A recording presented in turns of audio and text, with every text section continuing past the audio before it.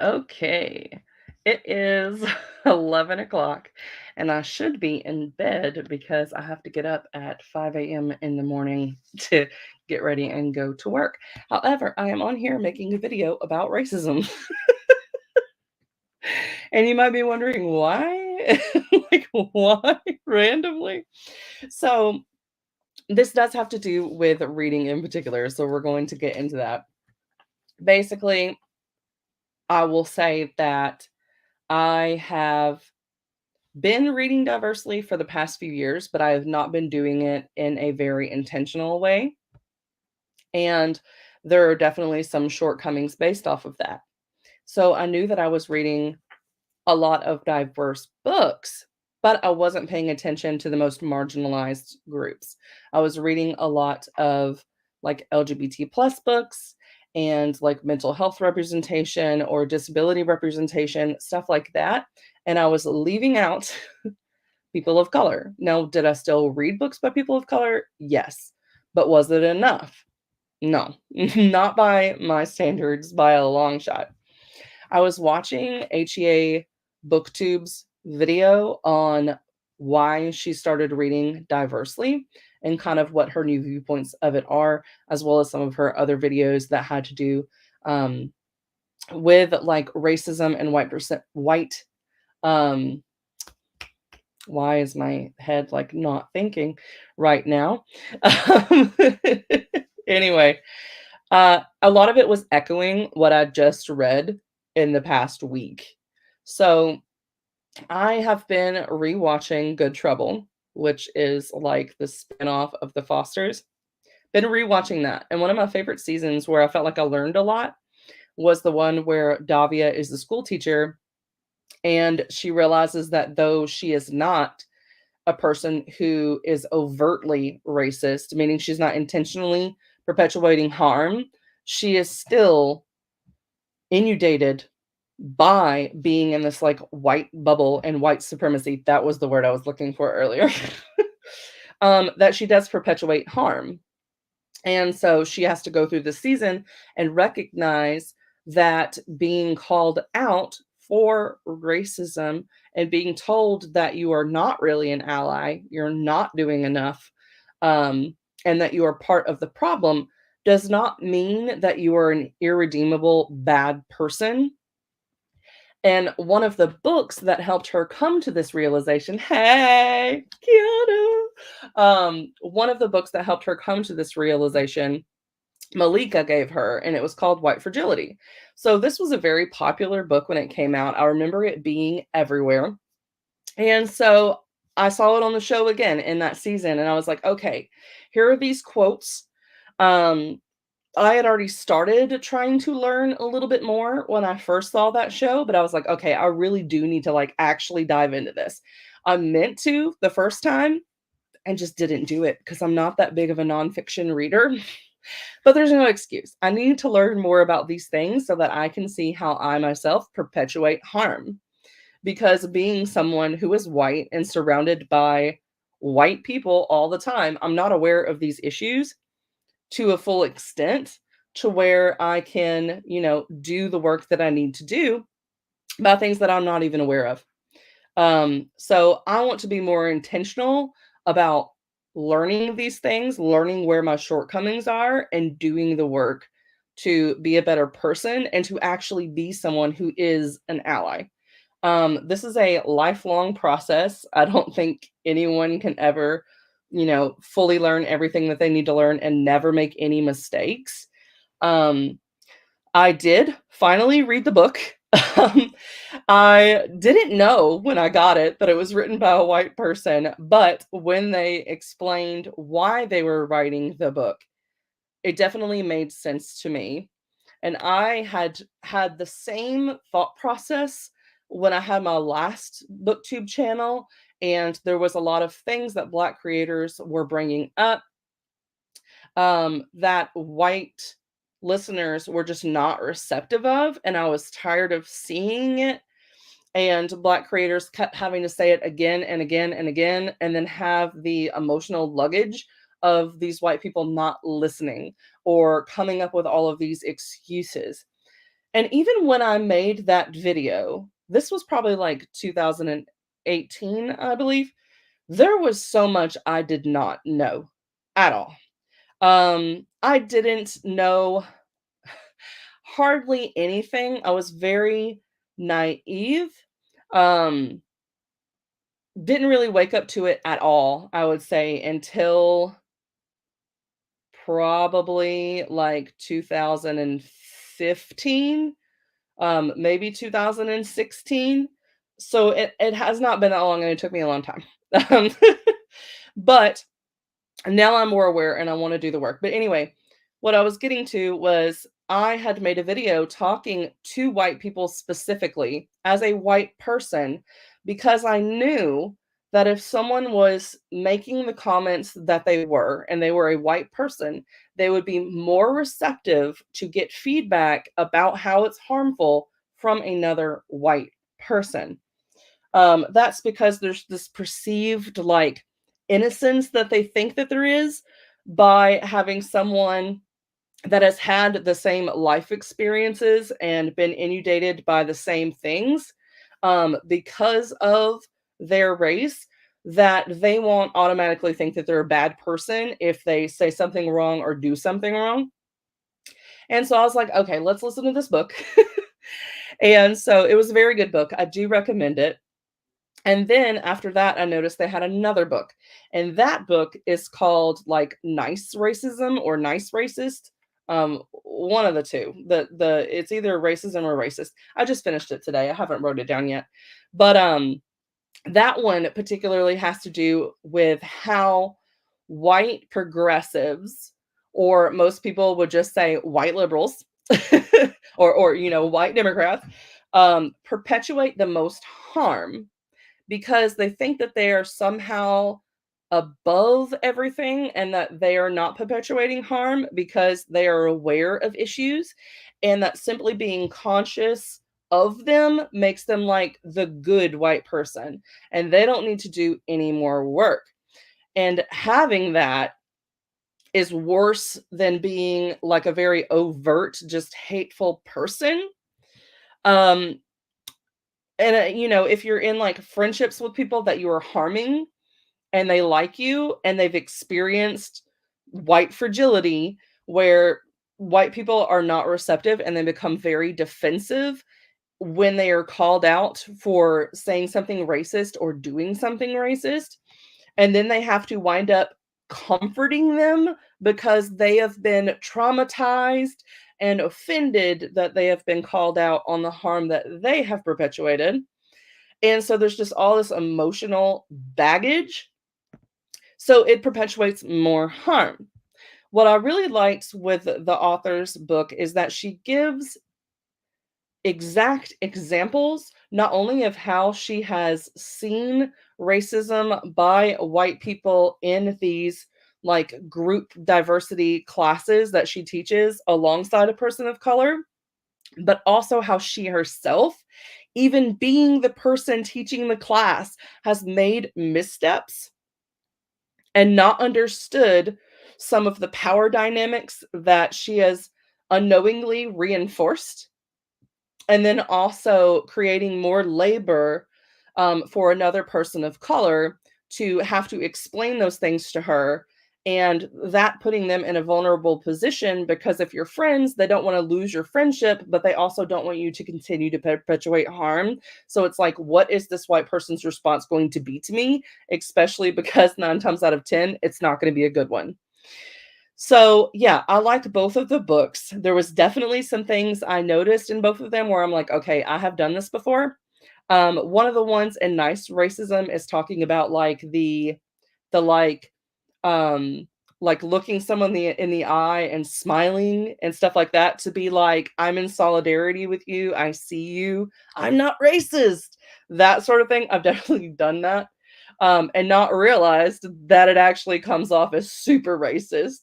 Um, because it's like, why are you looking at me and smiling? Like, are you doing that to white people? Like, what's going on here? So yeah, there's definitely things in that book where I'm like, all right, yep, I've done that. I see. Okay. There are things that I've learned from other creators where because I was listening to them, I picked up on it. Like not, expecting people of color to do all the work for you. Um, that sort of things. And there's other things that I had heard about, but I didn't really know what it meant. Like the white tears thing. That was super interesting. Um, yeah, I'm glad I learned about that because I did not know. Basically, white tears is like, let's say that you're going to a protest from someone who has been killed through police brutality, and you're there and you're holding up your Black Lives Matter sign or whatever you have on your sign, and you're saying, like, this is wrong. Um, and you are getting emotional and you are crying and all of that. You are taking attention away from the people that are experiencing like actual trauma from this. White tears can be scary. And you're drawing attention to yourself to where people feel the need to comfort you, including people of color, when they are the ones who are mourning because it really could be them. Like white people don't face those same things. Like it's not the probability is not as high. So, if you're talking about someone's son or daughter and they're crying about it, and that isn't something that you have to worry about with your son or daughter, you can't really understand. There's the whole thing too with like intersectionality, which comes up in the book. And it's like, okay, people that are in other marginalized groups will sometimes feel like they are excused from discussions of racism because they get it because they are also oppressed. And it's like, no, you don't. Being marginalized in one way does not mean that you understand the experiences of all marginalized people. The other thing that she does in both of these books is she centers the conversation on white people and black people. Why? Because it's the two ends of the spectrum. And when you are white, what has been shown throughout history is that white people are the oppressors. They are the ones who are upholding white supremacy and, institutional racism and all of that stuff still happening now. And black people are the ones who are suffering the most from it because they are seen as the most other by white people. So I like that she does focus the conversation there. She does hint at the other nuances of it, but she doesn't go as in depth to it because if you can talk about the worst of the worst, it takes care of the other things. Um, she even brings up feminism and how there have been issues with that, where even in the feminist movement, yes, we are all women who are wanting to, rise above this patriarchal society, but there is some intersectionality that's kind of missing there. There's the perspective that's missing, where everything is still kind of centered on white women in particular. Um, and she brings up like LGBTQ plus issues that are happening, all of that kind of stuff. She kind of tells you a little bit about how it works.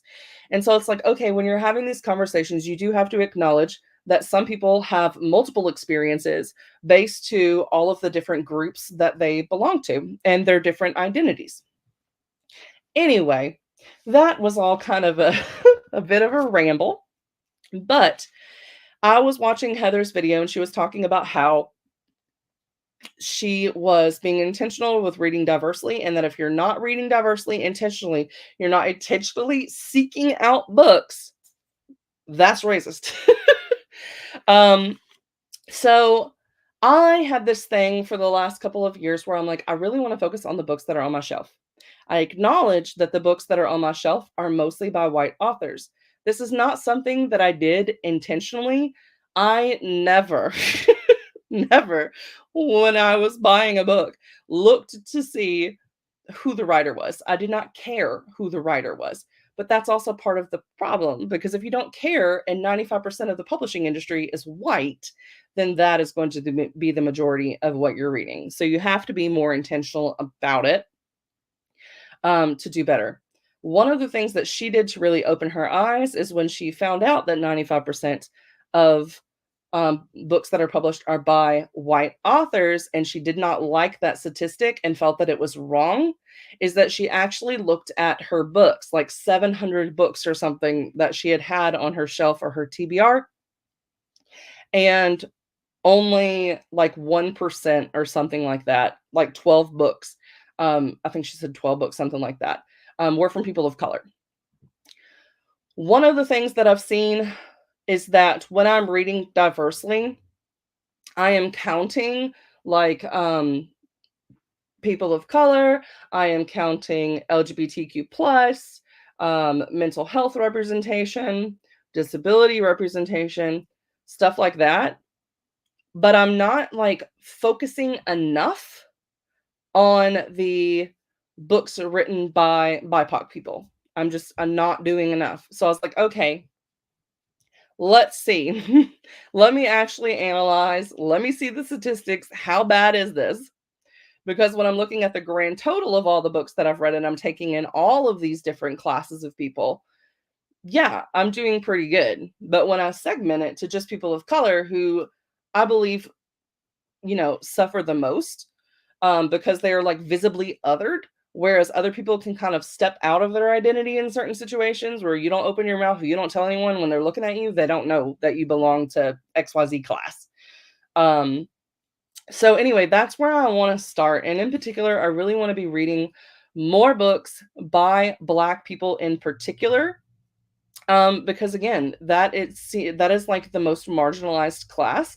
And if I am not doing the work to do that, not only just to learn about how I'm perpetuating harm and how I can learn to be more like anti-racist and actually be an ally, that's not good enough. I've got to start doing that more and intentionally. And yes, I want to read the books on my shelf, but I just been thinking for the past couple of days, I'm like, I am really interested in doing a deep dive on this subject and also reading more books, um, that have people of color as main characters as well, not just written by people of color, but have main colors, main characters. Oh my goodness. Um, and I don't want to be reading a bunch of books other than nonfiction books about like the suffering side of it. I want to be reading some fiction books that are about the joy, because that needs to be spread as much as, the tough things like police brutality and stuff like that, that Black authors sometimes have felt the need to kind of teach white people because they're just not listening. They're not as aware. And a book is a safe place that someone can go. They can close it when they need to close it. No one knows what they're reading.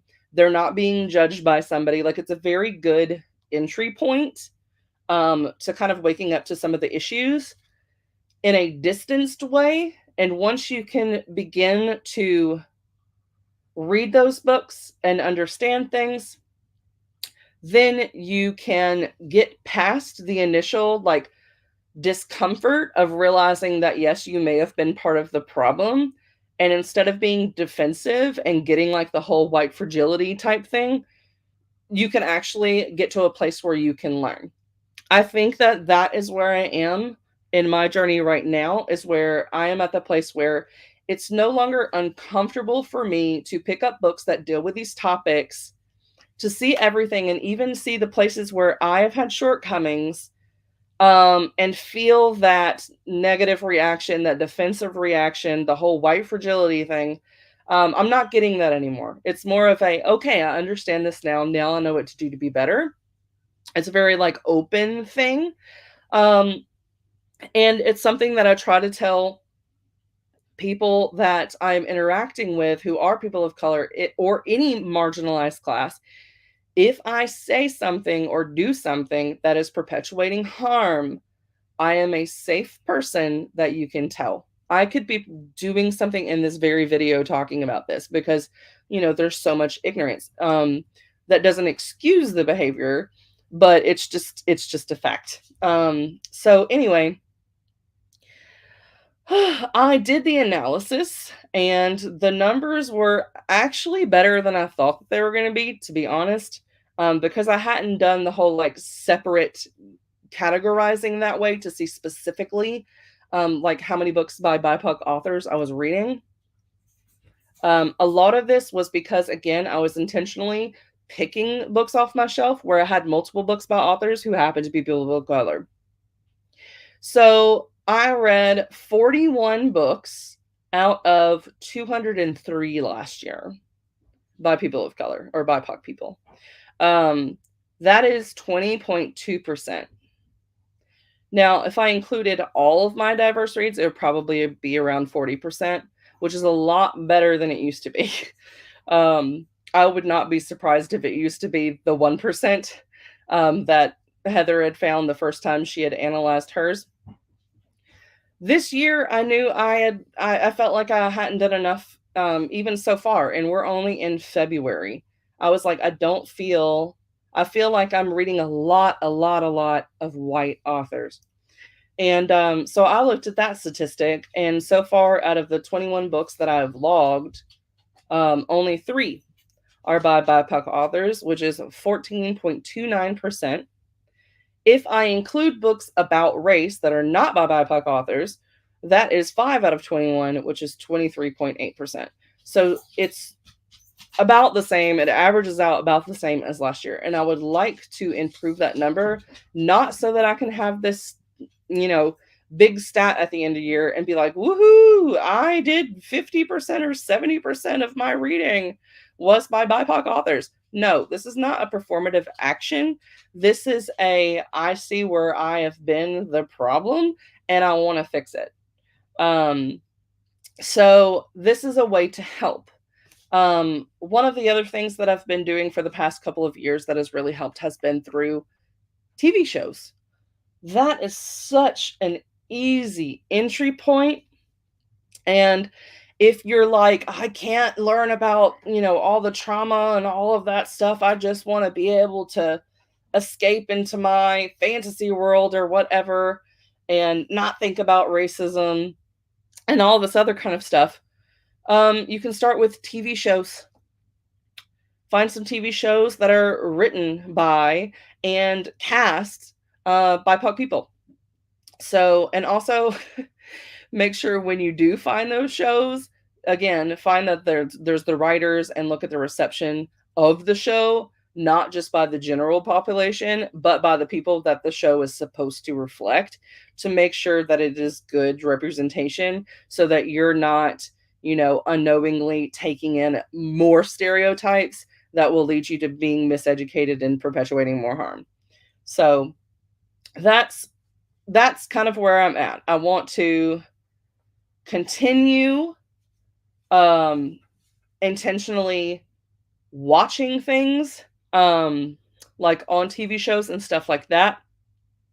I want the opportunities to grow with that. And the only way that that's going to happen is if more people are taking the time to consume the art, interact with it, enjoy it, talk about it to other people, and make like the ratings on TV shows go up, make the money go up, the revenue go up that these marginalized authors are making, so that publishing companies create more space for them.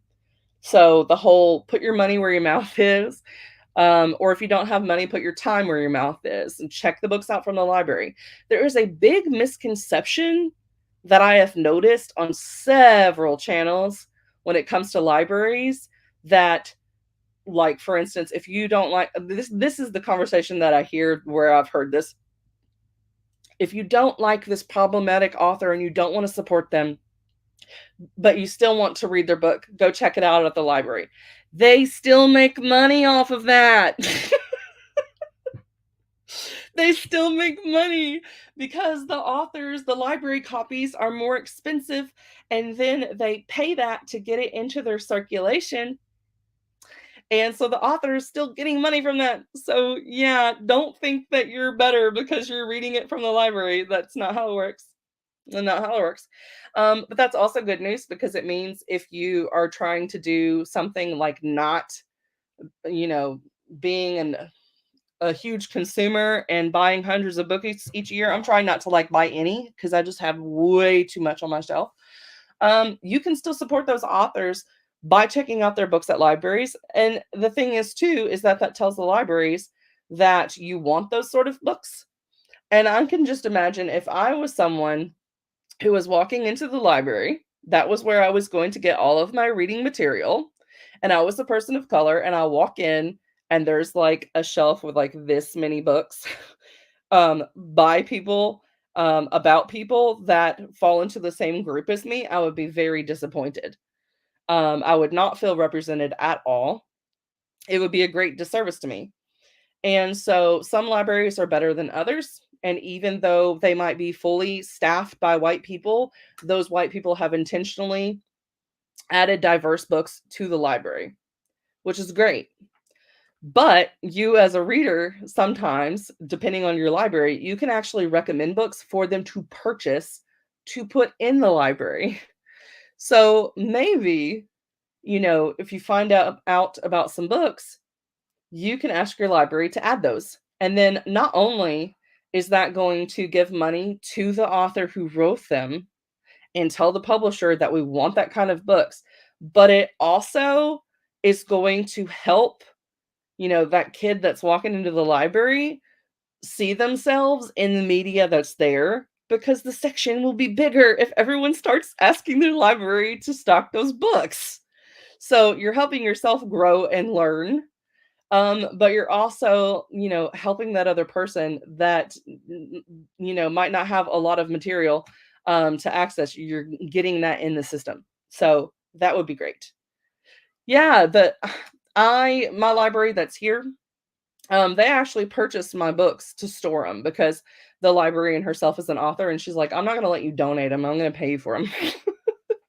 And then I've done online things like Hoopla, and you set the price and it's higher than what you set for an individual copy. Um, and so that's how it goes into those. Some libraries will get multiple electronic copies. So like a library might pay, 20 bucks or whatever for a digital copy. And, they're buying the rights to distribute that one thing. And so that's why some libraries, it'll be like, there are 16 like 16 ebooks or whatever that this library has that are all the same ebook, and it's because they're having to pay that price for each ebook because only one person at a time is able to check it out. So if there's 16, that means that 16 people can have it at once, and then the others have to wait for it. They have to wait in line. The bigger that line gets, the librarians will see that, and they'll be like, oh my gosh, this book is going to have, a 71-week hold because so many people want it. That's ridiculous. And they will get more copies so that the line gets shorter. I have 3 libraries. Technically, I have 5 because one of them is where I used to live, and there's a network of 3 libraries that are all under the same thing. So, like, your one card covers all 3 places. So I kept that. I did not tell them I moved. I kept that library card. So I can still get all the digital stuff without leaving my house. I got one in the city where I work. So I've got a library card there, and I have one where I live. So I've got access to like 5 libraries. Plus they have like a national or whatever like lending service. So I've requested books that the library hasn't had, and they've shipped like book 1 in the series from California, and then the other one will be coming from Massachusetts. And like libraries are really cool. Ask about what they can do. But yeah, it's late. I do need to go to bed. I've got to get up in like 5 hours. But I really wanted to talk about this, and I want to challenge you, especially white people, because we're the ones that are the worst at it, to actually look at your stats, because you may be thinking that you are finding all of these books and you are giving them time and attention without having to try to do so, just because you happen to read a lot.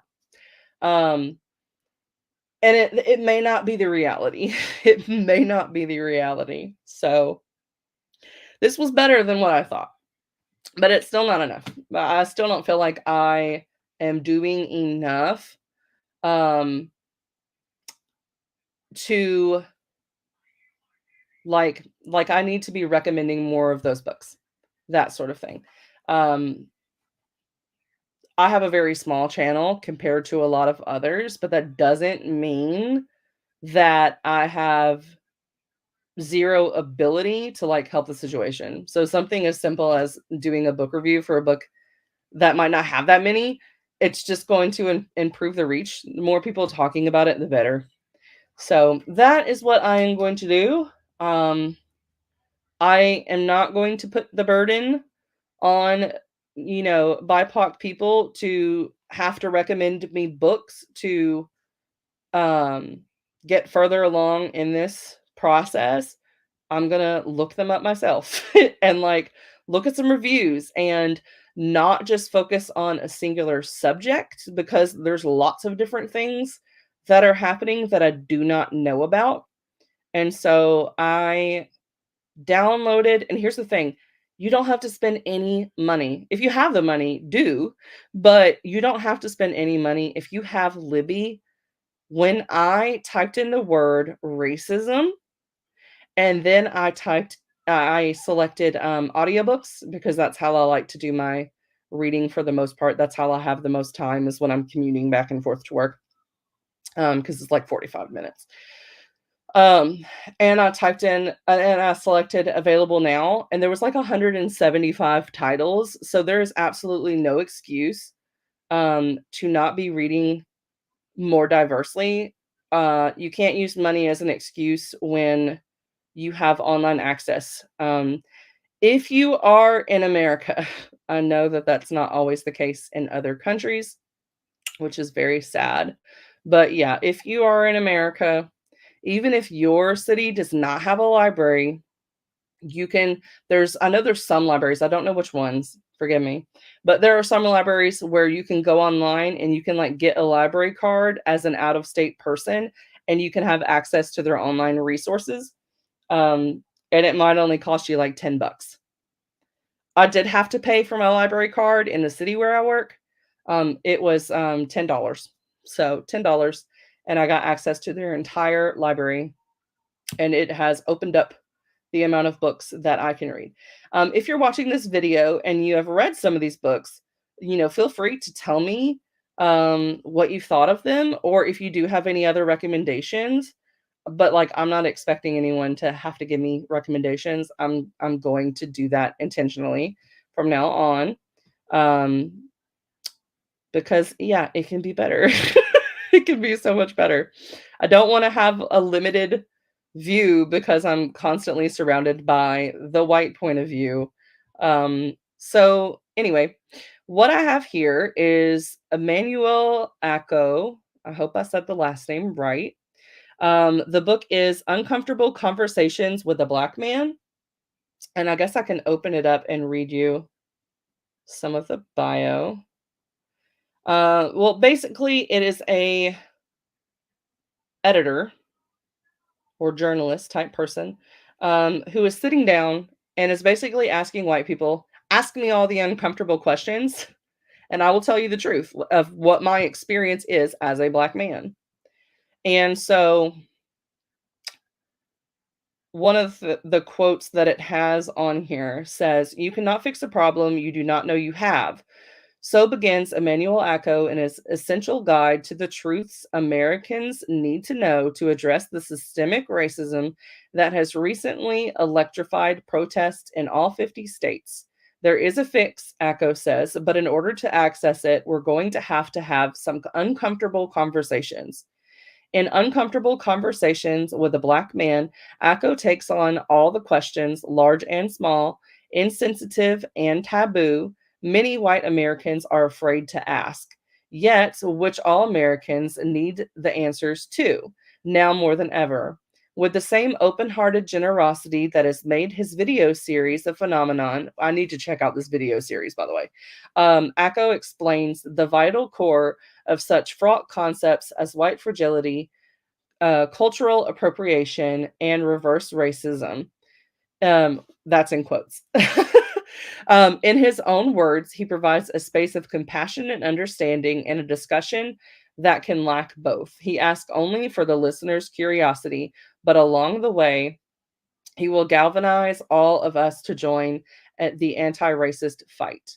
Now, if you're short on time, you've got a very busy life, this is the perfect book for you to pick up because it is only 4 hours long. And on Libby, you can make the speed 3. So that only takes like an hour and 20 minutes to read, y'all. I can read that tomorrow. Um, what else do I have on here? Okay, so the next one that I have, I've heard about this person a lot. I know that she's like a political figure and that she also writes books, but I hadn't actually looked into any of her books, and that is Stacey Abrams. And the book that I'm going to be reading by her, I think their pronoun is she, her. I'm not positive. I don't know any of these. I haven't looked that far into it. But anyway, that's the side point. Is Our Time Is Now. And I will look up the thing on here because I can't really think of the summary for this one yet. Let's see. Oh, so this book is about voter suppression. Um, Empower our citizens and take back our country. A recognized expert on the fair voting and civic engagement, Abrams chronicles a chilling account of how the right to vote and the principle of democracy have been and continue to be under attack. Abrams would have been the first African American woman governor, but experienced these effects firsthand despite running the most innovative race in modern politics as the Democratic nominee in Georgia. Abrams didn't win, but she has not conceded. The audiobook compellingly argues for the importance of robust voter protections and alleviations of identity politics, engagement in the census, and a return to moral international leadership. So this is a side that I do know a little bit about um, from last year's reading that I did. I did read quite a few books. And then the year before that, I read some very old classics by Black authors. And so I learned some crazy information that I did not know about. I learned about the Civil War and the whole like North versus South and how the North upholds themselves as like the superior people that didn't have slaves. They were still racist. They were still racist. They had all Black troops that were basically used as the front lines. Um, yeah, they were not, they do not have any superiority over the South. Both sides were bad. Also things like when Black men got the right to vote, white men would basically steal their vote by giving them things in exchange for it. So they would be like, I will give you this, big thing of sugar if you will vote this way, or they'll give them alcohol, or they'll get them into gambling, or like there was all these different things. And that carries over today with like voter suppression, and also gerrymandering is a huge thing. If you can see how they decide like this county gets this many votes, this one gets this votes, and you see the districts, how they're drawn, it is very clear to see that the places that are like big cities that have the most opportunities for jobs, where a lot of people will congregate that are more diverse areas, those are the ones that are getting less votes because of how they've suppressed it. This is also why you can see the elections when they like highlight the counties and they tell you like this one's red, this one's blue. You will see the blue pockets are in your very liberal cities and states. The rest of it is red. So, like, you take a state like Nebraska, it'll be like, all right, the capital of Nebraska will be blue, and then everything else will pretty much be red. The math ain't mathin', and it's because of gerrymandering. So, there's other things like changing poll destinations. So, if someone doesn't have internet access, they might be like, oh, well, I thought I was going to go vote at this place, but now all of a sudden it's across town. And if there's not like public transportation to get there, and you're someone that doesn't have the access to a car, it's going to make it harder for you to vote because you're then expected to travel somewhere. So there's a lot of things that are still happening to suppress voting. So yeah, I'm very interested in that book. And then we have, let's see here, hold on. My phone like locked out. So that one is only, I love short audiobooks, by the way. Let me see here. 9 hours. So that sounds like a lot, but again, if you put it on 3 speed, that would only be 3 hours.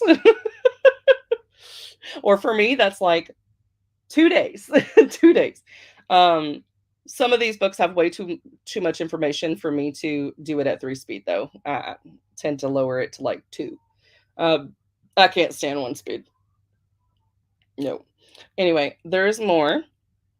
Then there is one that's called Black Klansman, Race, Hate, and the Undercover. It cut off the title. The Undercover Investigation of a Lifetime. So this, I believe, is about a Black police officer, Detective Ron Stallworth, and this is a true story.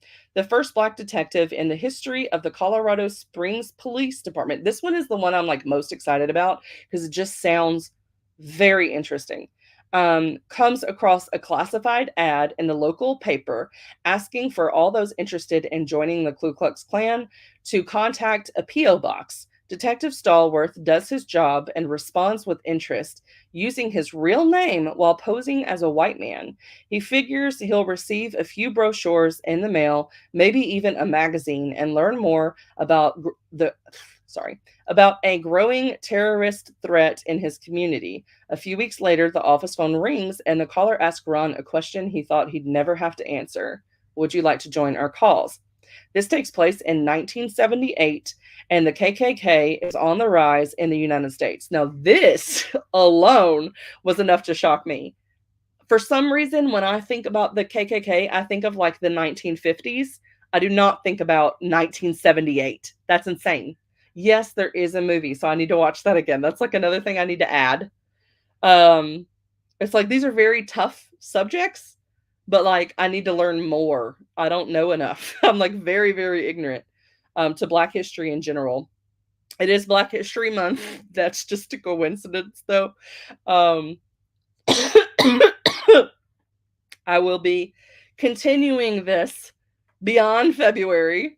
Again, we are not about performative activism here. It needs to be sustained change and growth. Anyway, yeah, so 1978, I was shocked by that. The other thing that I learned in white fragility was that women, white women, gained the right to vote in 1920s. And that's kind of what we're taught in school. And that's like, okay, that was like 100 years ago, which is shocking in itself.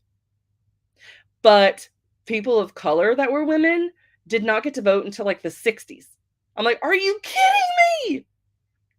Yet again, the whole white at the center, white representing like America's history, is always put at the forefront. So they don't really tell you that, you know, only white women were the ones who got the right to vote in the 1920s. Oh man, there's just so much that is um like not talked about. You have to make the effort to go find the information. Um yeah, it's like people just want to hide it. They don't want you to know. Things like seeing some of the pictures, like I believe her name was Ruby something. I cannot remember. I'm sorry. I do not have good memory in general. It's part of the ADHD. But anyway, Ruby Bridges, maybe that's who I'm thinking of. I did not know about her story at all. Um, is really?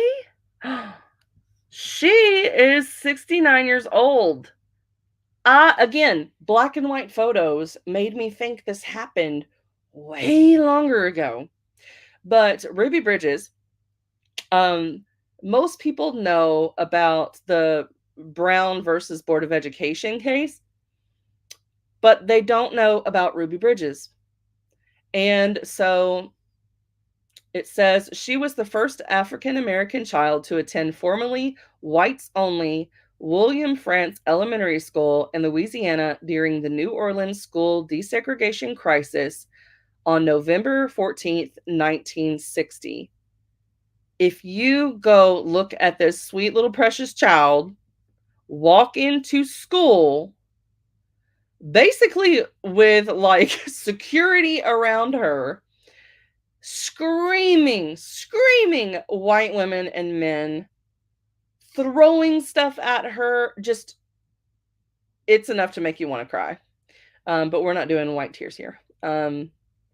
But yes, just oh my goodness. Whew.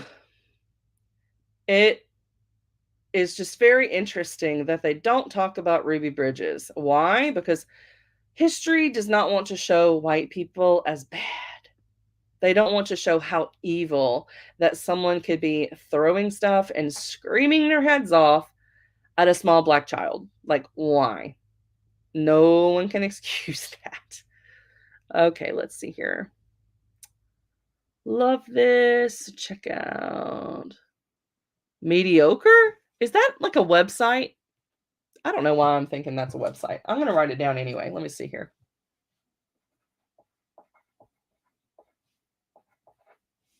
Okay. I'm going to show all of these for any of y'all watching this later so you know how to spell. Oh, okay. So it is a book.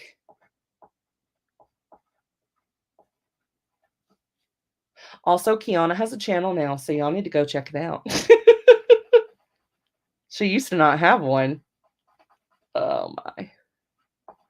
I've been away from BookTube too long. I got to catch up on all your videos. Let's see. My husband is calling me because he wants me to go to bed. Read somewhere that they make pictures of the civil rights movement black and white. So, that surprising, but not surprising. Yeah, it feels so long ago. And like, to think that women didn't like black women or other people of color did not have the right to vote until the 60s. Like my dad was born in 1963. That is not that long ago. He's like 60 years old now. That is not that long ago. But when you see those black and white photos, it feels like this super distant past. It's like you think of the days of like slavery and cotton picking, and you're like, okay, well, there's that. And then there's like the Jim Crow stuff with like the 50s and the 60s. And it's like those took place in the same time frame. And then people think, all of a sudden after the 60s, everyone's become like woke or whatever. They're not racist anymore. It's like, okay, overt racism may have died down, but there's still a lot of institutionalized racism and the nice racism and white fragility and all that other crap. So yeah, that is crazy. Yeah, I did not know. Like I'd seen pictures of Ruby Bridges. And she's also one of the people that they talk about on Good Trouble. Good Trouble, I haven't really looked into it to see like what the reception is by different people. I've been, I watched it after I watched The Fosters.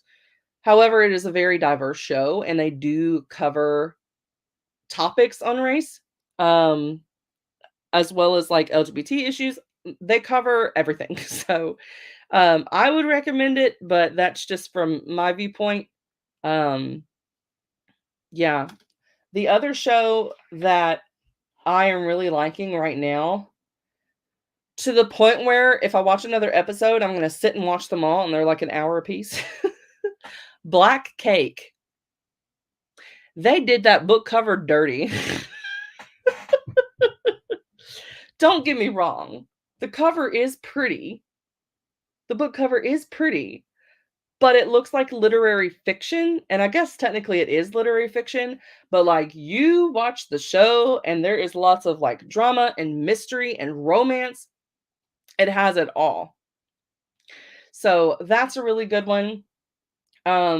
One of the things that you can do when it comes to media is when stuff comes up on your feed and it looks interesting, add it. Because if you don't watch it right away, the algorithm might think you don't wanna watch it, and then you never see those shows. So, look at what you're viewing as well and make sure it's not all you. Um, so I can recommend some shows that I really like that I binge. I will look on my list. I save everything on my list so that I can reference things. Um, let me see here. Another one I saw, it popped up, I think it was on Hulu today that I watched. I think it was called The Other Black Woman. That one was like a mind trip. That one was a mind trip. Um, one of the first shows that I got into where I like binge like 5 seasons was the show Blackish. Now, it does poke fun at all races. I will say that. So there will be things that will probably offend you at some point, but I think you also learn a lot with that show. Um, and I've talked to different people where they're like they really like it, so I don't know. Steven, I'll come to bed in a minute. He's like messaging me. Another one I haven't seen it on here yet, but On My Block. I really, really love that show. It will make you see the humanity in people and how they sometimes do wind up getting involved in gangs.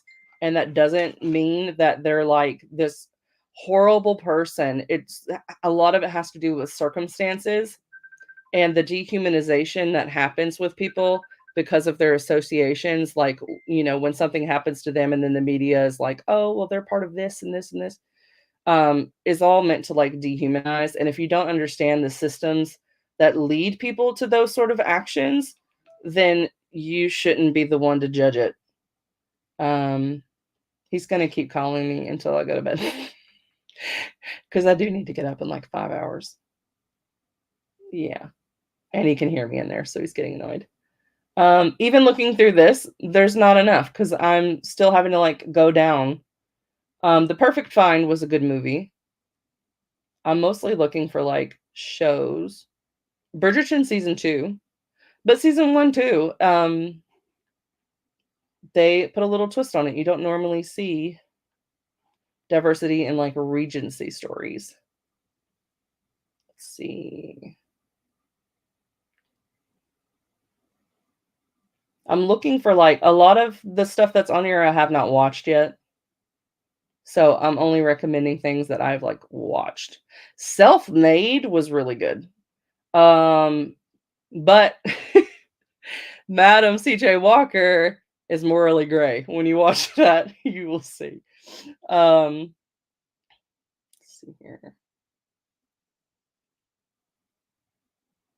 Yeah, a lot of these I have not watched yet. Let's see here.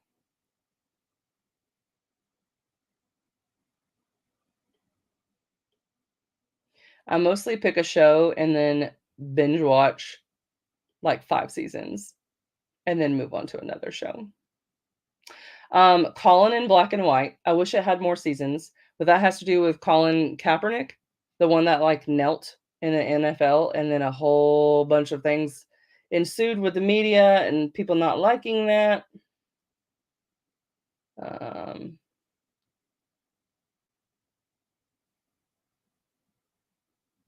Family Reunion is funny. Let's see here. Finally, On My Block shows up. That was like one of my favorite shows. I think it has like 5 or 6 seasons. Jane the Virgin is hilarious as well. New Amsterdam. That is a like medical show. Julie and the Phantoms was so good. It should have been renewed for another season. I'm sad. Um, some stuff I watch is in other languages. Uh, I only do it if it's dubbed though, because I'm lazy. Uh, well, with the exception of some Korean shows, because I was willing to read because their premises were so good. But normally I'm just lazy and I don't wanna read subtitles. Anyway, there's more on here, but I really do need to go to bed. I've given you, like, 10 recommendations that have several seasons, that you can start. Because if you're only surrounded by media and people and all that kind of stuff that represent you, that's a very fixed point of view. So,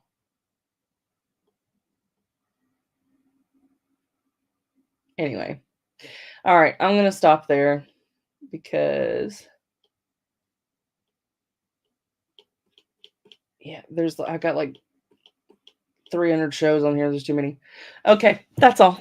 Oh! Something started automatically previewing. Alright. Well, that's been a long conversation. Hopefully, I didn't say anything offensive, but that's one of the things that's brought up in the book too, is sometimes, like, well-meaning people are so afraid to talk about race because they think that they will say something wrong, and the thing is if you don't say anything, then you're perpetuating it too, because then it seems like race is only to be discussed, by non-white people, and it's like, no, like, it's mostly a white person problem, like, we're the problem. Um, but yeah, anyway, so that is all I have for today's video. Thanks for watching. Wow, that was an hour long. Whew. Hopefully you learned something, um, and I hope to learn a lot more. So, yeah. If I did say anything offensive or perpetuated any harm in this video or used inaccurate language or something, please do let me know. I will not be offended. I will not attack you. I will take it in and research it, find out why it's wrong, and do better next time. All right. Bye.